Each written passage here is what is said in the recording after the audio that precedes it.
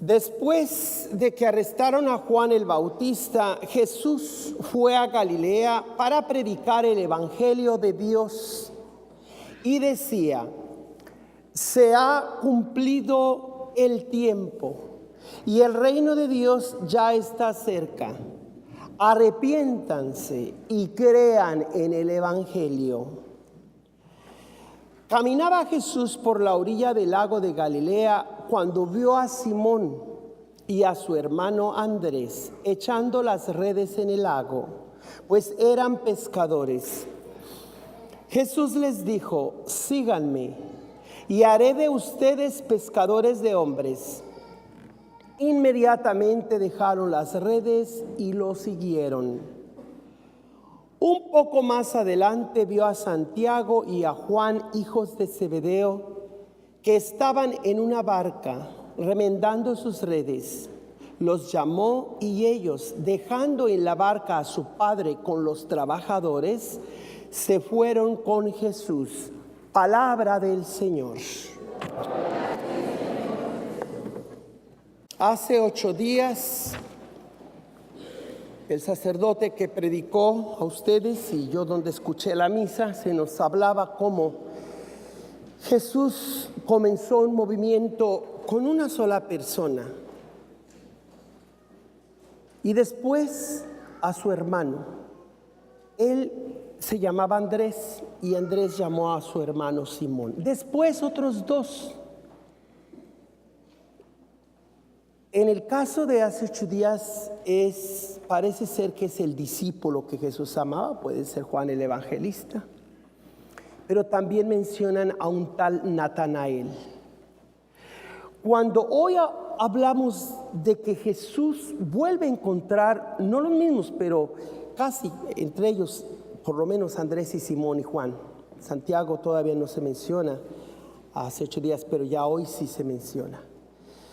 En realidad estamos viendo que Jesús viene para comenzar algo inusitado. Un movimiento que después viene a ser toda la iglesia, que comienza con 1, luego 4, luego 12, después 72, después dicen los Hechos de los Apóstoles, que fueron como 3,000 personas que escucharon la prédica de Pedro, y así ha seguido el movimiento de Jesús hasta nuestros días, que hoy constituimos millones que nos decimos cristianos. Sin embargo, es importante que usted y yo nos preguntemos si somos dignos del nombre de cristiano. ¿Qué es ser un cristiano hoy? Bueno, para eso es necesario recapitular. ¿Qué es eso? Dar una mirada retrospectiva hacia el pasado y ver cuántos comienzos se han sucedido uno tras otro, y a todos se les llama comienzos, inicios. Si fue al comienzo de este orden de cosas, que se llama precisamente una palabra griega, cosmos, la Biblia nos dice que había un conflicto entre el caos, las tinieblas, la confusión y el cosmos, el orden que la palabra de Dios vino a poner. Y por supuesto que la oscuridad y el caos puso resistencia, pero las tinieblas no la vencieron. Vino a su casa y los suyos no la recibieron. ¿A quién? A la palabra del Señor. Vino a lo que era de él, pero su casa, los suyos, no lo reconocieron. Y si lo reconocieron, lo rechazaron. Y si de alguna manera lo identificaron, lo ignoraron. ¿Cómo me gustaría que esos fueran solamente verbos pretéritos o del pasado? Pero desafortunadamente hoy todavía hay quienes rechazan el orden traído por Dios y les encanta el espectáculo de la política, de las finanzas, de los deportes, de los artistas, porque su vida es un show, y cuando su nombre no está en las primeras páginas de los periódicos o de los noticieros, es una desgracia para toda esa persona que sigue el líder de este mundo. cuyo propósito es simplemente el show, no el servicio. No solamente por el líder del espectáculo de este mundo, como dice Pablo a los Corintios. Miren, todo se pasa, el mundo se acaba y se acaba el espectáculo.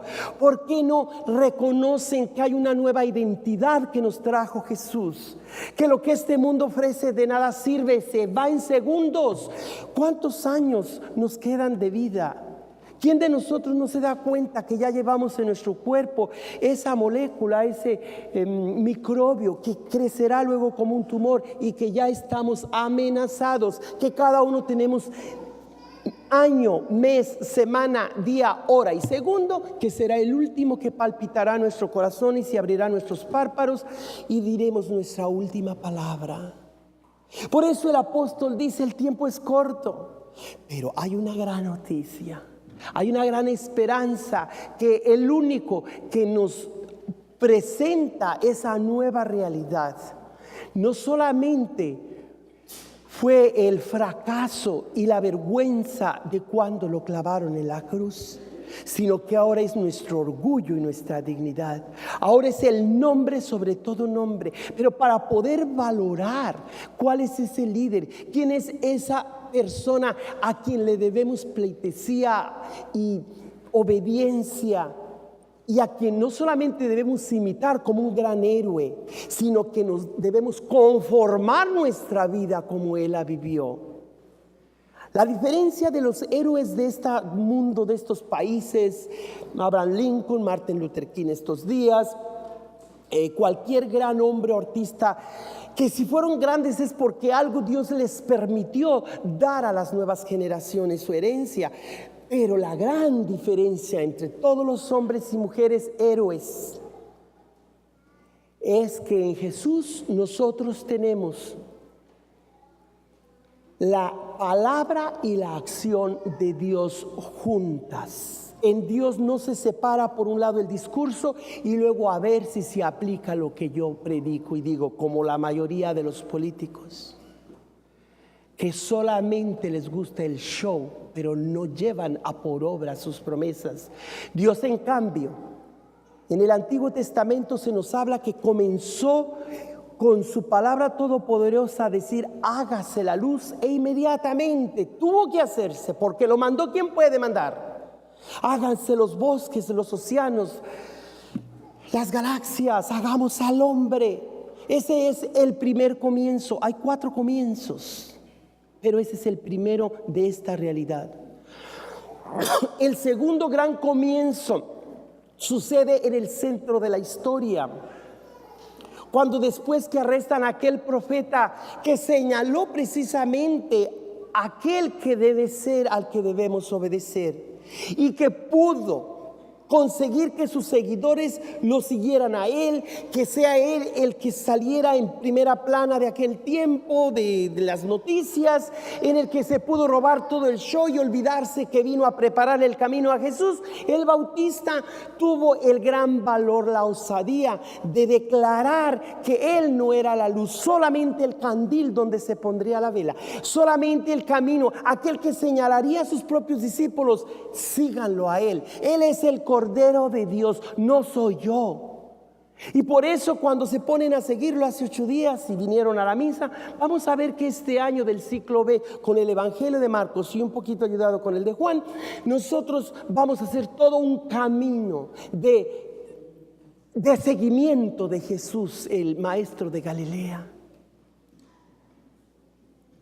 Igual que llamó a un primer hombre, Andrés, y luego a Simón, 2, luego 4, luego 5, Natanael. Es mencionado en esos primeros capítulos del Evangelio de Juan. Natanael, una persona muy franca, muy honesta. Con él yo en lo personal me identifico, que no en la lista de los apóstoles le llaman Bartolomeo, pero es el mismo Natanael que estaba bajo una higuera y le dicen: encontramos al Mesías, ven. ¿Quién? Jesús. ¿Quién? El de Nazaret. De Nazaret puede salir algo bueno. Y Jesús, en lugar de enojarse con él y ponerse bravucón, como él dice, ¿qué traes con los mexicanos? ¿O qué traes con América? Y ponerte a defender tu ciudadanía o patriotismo completo. Jesús lo deja tranquilo, al contrario lo felicita. Aquí hay un hombre que vale, que no anda que no anda con hipocresías. Él lo que piensa lo dice, y por eso felicita a Bartolomeo o Natanael. Y con él será porque el árbol de higuera que hay, con lo que yo me identificaba desde pequeño, pero con esa franqueza y pues hasta cierto punto, Natanael, después que escucha a Jesús decirle, este hombre de veras es sincero, haber dicho, ay, la regué, creo que sí es el Señor. Y fueron los primeros 4 con Natanael, los primeros 5 que siguieron a Jesús.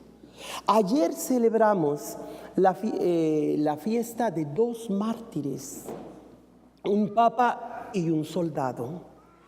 Fabián, en los dos con unos cuantos años de diferencia, pero 2 persecuciones distintas, o quizá la misma, no recuerdo el dato histórico ahora. Pero Fabián, siendo el líder, el papa de Roma, él no huye cuando Decio, el emperador, persigue de las peores persecuciones que hubo contra los que creían en Cristo.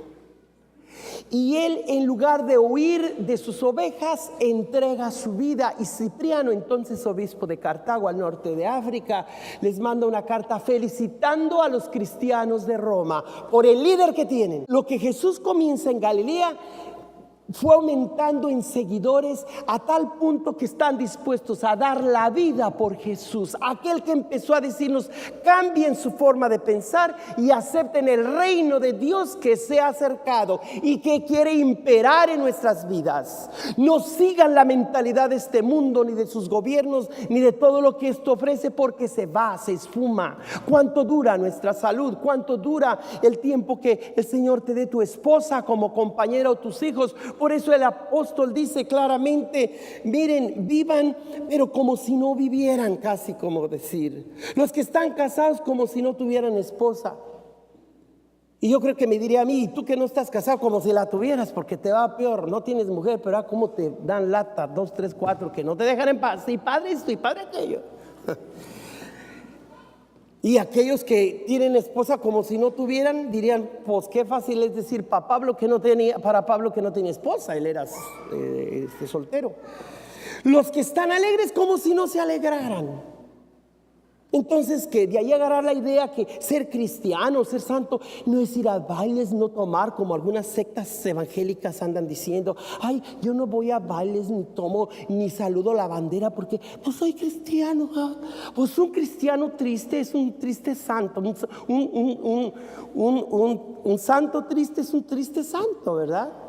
O sea, eso no es una característica de ser cristiano. Pablo jamás dice que renuncies a la alegría profunda que es propia de ti, pero que eso que te da placer ahora, con lo que te gozas, recuerda que es temporal, que es pasajero, que no te dura siempre. Por lo tanto, busca lo que es permanente, lo que te aguanta, lo que te va a hacer no solamente feliz, sino gozoso. Porque a veces no puedes estar muy feliz, pero guardas un gozo interno, que el Señor está dentro de ti y en tu relación con los demás.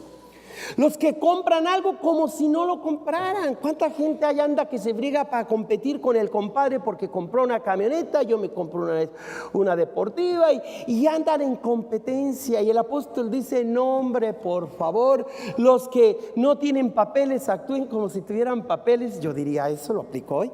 Y los que sí tienen papeles como si no tuvieran. ¿Por qué se olvidan de sus hermanos y hermanas que necesitan que los apoyes, que les des hospedaje en tu casa? Que si ante la ley de este país rompes las leyes, pero ante la de Dios tú no rompes ninguna, sino que cumples mejor que todos los demás las leyes y los sueños de los padres fundadores de este país.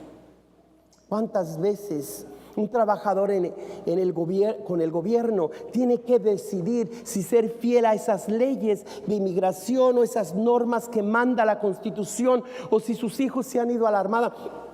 Tienen que saber que se les está pagando por defender al país, pero de repente uno de ellos decide ser disidente, decir yo no creo en esta guerra que nuestro jefe en mando ha propuesto. Y entonces nos preguntamos, ¿qué vamos a hacer? ¿Qué hizo Sebastián? San Sebastián, precisamente, que vivía en Milán, donde no era el centro de la persecución, sino que era Roma. Siendo un soldado romano, se mueve de Milán hacia Roma y va a hablar con el emperador para decirle: señor emperador, usted es un hombre como todos, usted no es Dios. Y cuando el emperador le pregunta a Sebastián y le dice: tienes que decidir entre obedecerme a mí como emperador o a Cristo. ¡Ja! Nunca me habías puesto tan fácil. Parecido a lo que Joselito del Río, un niño de 12 o 14 años, le dijo a su padrino: hijo, ¿qué te cuesta en el siglo pasado, en tiempo de los cristeros? ¿Qué te cuesta decir que no eres cristero, que pues obedeces lo que mandan las leyes? No, padrino, es que nunca había sido tan fácil ser santo como hoy. Y si hoy se me da la oportunidad de ser mártir, hoy gano el cielo. Eso es tener valor, eso es ser cristiano, seguir a Cristo por sobre toda otra conveniencia mundana o de fama o de dinero o de lo que el mundo te ofrece. Miren, les dije que había 4 comienzos. Los 4 comienzos nos debe ayudar a todos a recuperar nuestra identidad de cristianos y de misioneros y de discípulos. Ese primer comienzo es cuando la luz venció las tinieblas, Dios hizo todas las cosas, la creación. Por eso el libro del Génesis, esa palabra significa comienzo de todo, tanto de las cosas buenas como del mismo pecado, el comienzo de todo. El segundo comienzo es cuando Jesús, después que encarcelan a Juan, comienza a proclamar, y así comienza el libro de Marcos, el comienzo de la buena nueva de Jesucristo. En el último libro de la Biblia, entre los capítulos 4 y 6, encontramos una escena donde el visionario de Patmos, Juan, mira 4 criaturas que representan a Jesús. Ve un águila, un toro, un león y uno como hijo de hombre. La iglesia, la tradición ha aplicado estas figuras a los 4 evangelistas, por supuesto. El águila, Juan. ¿Por qué? Porque allí se hablará de ese tercer comienzo, que es: al principio existía la palabra estaba con Dios, inclusive la palabra misma era Dios. Y nada de lo que existe se da sin la actuación de la palabra. Aquí no solamente hablamos del comienzo de la creación material que nos rodea, sino el comienzo de toda la realidad. Comienzo de comienzos.